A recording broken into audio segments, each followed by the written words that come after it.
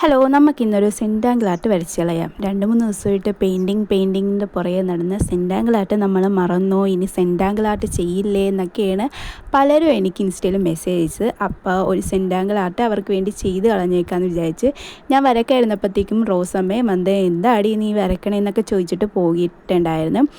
ആദ്യം ഞാൻ ഇവിടെ ഒരു പെൻസിൽ കൊണ്ടിട്ട് ഈ ഡിസൈൻ വരച്ചിട്ടുണ്ട്. കാരണം പെണ്ണ് കൊണ്ട് നേരിട്ട് വരച്ചിട്ടുണ്ട്, എന്തായാലും തെറ്റിപ്പോകും.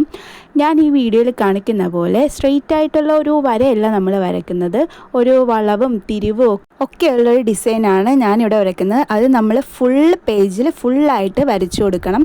ഇങ്ങനെ വരയ്ക്കുന്നതായിരിക്കും ഈ പടത്തിൻ്റെ ഒരു ഭംഗിയായിട്ടോ. ഫുള്ളായിട്ട് പേജ് ഫുള്ളായിട്ട് വരയ്ക്കുമ്പോഴത്തേക്കും അത് കഴിഞ്ഞ് നമ്മൾ പെൻസിൽ കൊണ്ട് വരച്ചത് ഒരു റൈസർ കൊണ്ട് മായ്ച്ചൊക്കെ കളയുന്നുണ്ട്. അത് കഴിഞ്ഞ് പെന്ന് കൊണ്ട് നമ്മൾ എപ്പോഴും യൂസ് ചെയ്യുന്ന ജെൽ പെന്ന് തന്നെയാണ് ഞാനിവിടെ യൂസ് ചെയ്തിട്ടുള്ളത്.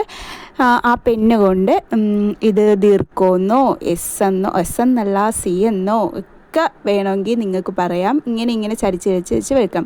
ഇത് എപ്പോഴും പറയണ പോലെ നല്ല അടുപ്പിച്ച് വേണം വരക്കാൻ. കൂട്ടുമുട്ടിയാലും വല്ല കുഴപ്പമൊന്നുമില്ല, ഇതിനകത്ത് കാണത്തൊന്നുമില്ല.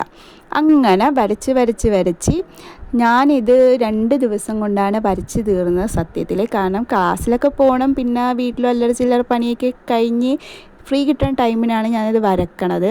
അപ്പം നമ്മുടെ പുതിയ ബുക്കിൽ ആദ്യമായിട്ട് വരയ്ക്കുന്ന ഡിസൈനാണിത്. അപ്പം കുറച്ച് പാടുള്ളത് തന്നെ ആയിക്കോട്ടെ എന്ന് ഞാനും അങ്ങോട്ട് വിചാരിച്ച്. അപ്പം ഇത് വരയ്ക്കാനായിട്ട് സിമ്പിളാണ്, ഈ ഒറ്റ ഡിസൈനേ ഉള്ളൂ.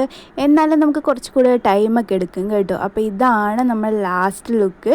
അപ്പോൾ ഇഷ്ടപ്പെട്ടെങ്കിൽ എന്തായാലും ഒന്ന് ലൈക്ക് ചെയ്യണം. സെൻറ്റാങ്കിൾ ആർട്ട് ഫാൻസ് ഇവിടെ ഉണ്ടെന്നൊക്കെ എനിക്കറിയാം. അപ്പോൾ അവരൊക്കെ ഒന്ന് കമൻറ്റ് ചെയ്യണം. അപ്പോൾ അടുത്ത വീഡിയോയിൽ കാണാം. Okay, by.